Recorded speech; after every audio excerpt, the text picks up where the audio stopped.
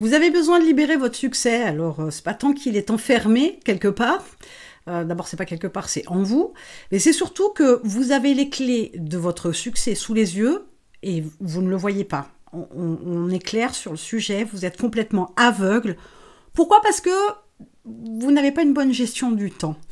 Et aussi fou que ça puisse paraître, c'est avec une bonne gestion du temps que vous pourriez tirer avantage de cette meilleure gestion de ressources pour pouvoir trouver les clés de votre succès, de pouvoir le libérer. Où est-ce que je veux en venir? D'abord, si vous voulez apprendre cette compétence-là de la gestion du temps, vous avez un lien dans la description, il y a le programme Time Control qui vous expliquera tout ça pour maîtriser, contrôler votre temps à la perfection.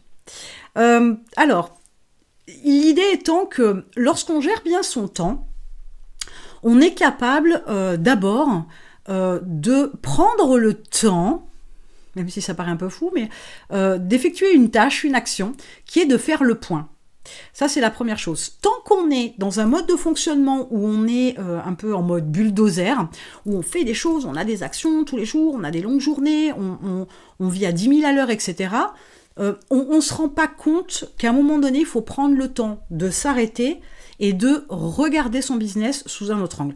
Alors, j'ai eu, je vous donne un exemple, j'ai eu une cliente avec un cabinet de recrutement qui avait un mode de fonctionnement déjà depuis quelques années et qui, donc, suite à une séparation avec son associé, hein, on reste dans le business, s'est retrouvée à avoir à gérer complètement l'activité et quand elle a mis le nez dedans, elle ne comprenait pas pourquoi ça ne fonctionnait pas autant que ça devrait l'être.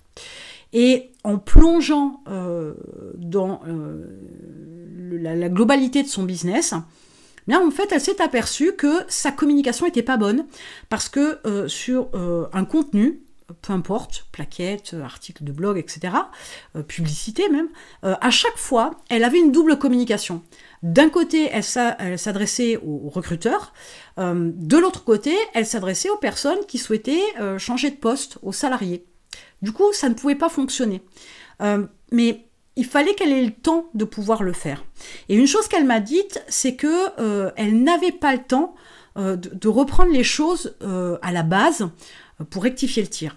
Ce à quoi je lui ai répondu, qu'est-ce que vous avez à faire aujourd'hui, sachant que ça ne tourne pas fort, que vous n'êtes pas débordé par les demandes de recrutement de salariés, on n'a pas énormément de clients, donc vous avez largement le temps de le faire.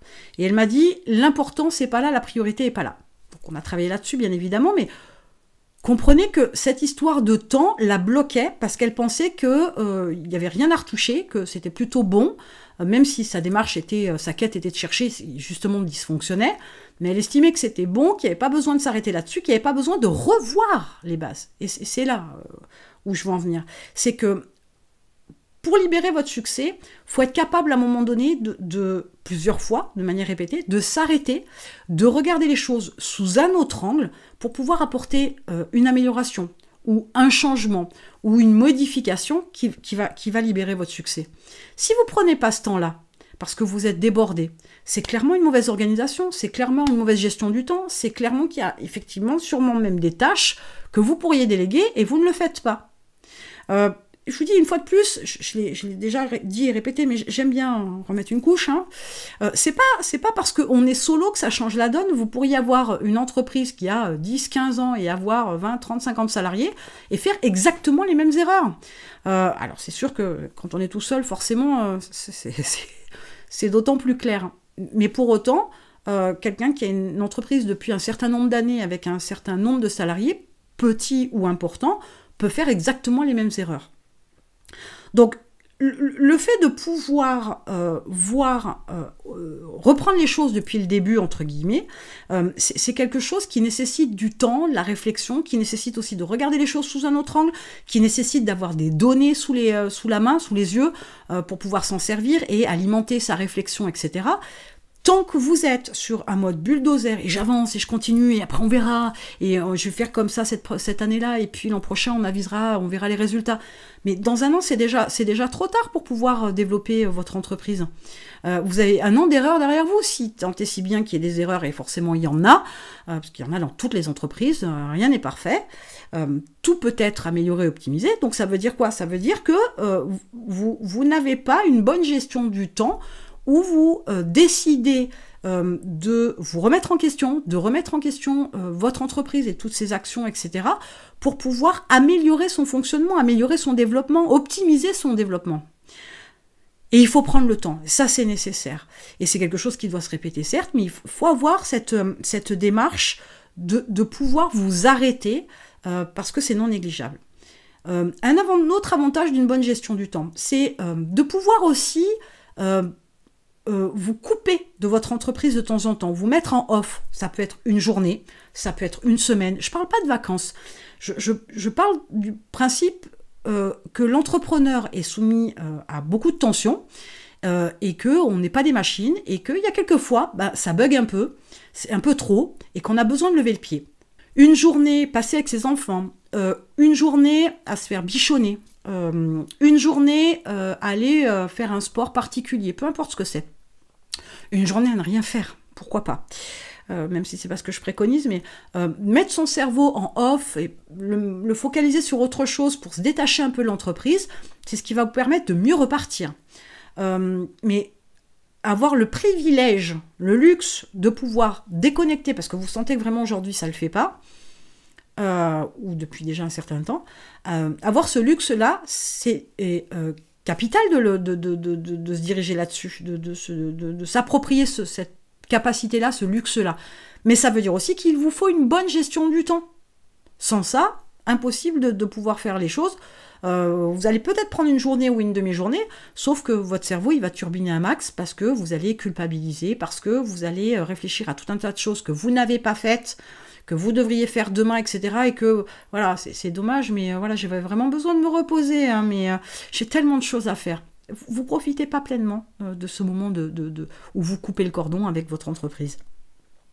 Donc ça, c'est un des avantages aussi qui va vous permettre, en coupant comme ça et en vous requinquant, en vous réénergisant, de repartir de plus belle, d'avoir peut-être la bonne idée qui vous manquait pour un investissement que vous avez fait et qui ne fonctionne pas comme vous le souhaitiez.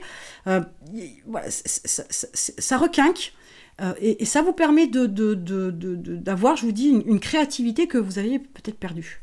Donc c'est non négligeable. Un autre avantage d'une bonne gestion du temps pour libérer son succès, c'est aussi être capable d'avoir le temps d'aller voir ce qui se fait ailleurs. Aller voir les concurrents, aller voir les nouvelles tendances, par exemple, sur un marché, ou les nouveautés du marché.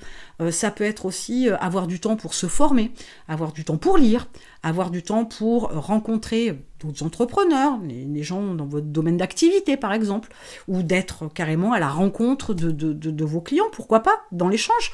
Ce temps-là qui vous permet de vous plonger dans une autre approche, une autre réflexion, il faut le caser dans le planning. Sauf que si vous êtes toujours en mode bulldozer, vous ne l'aurez jamais.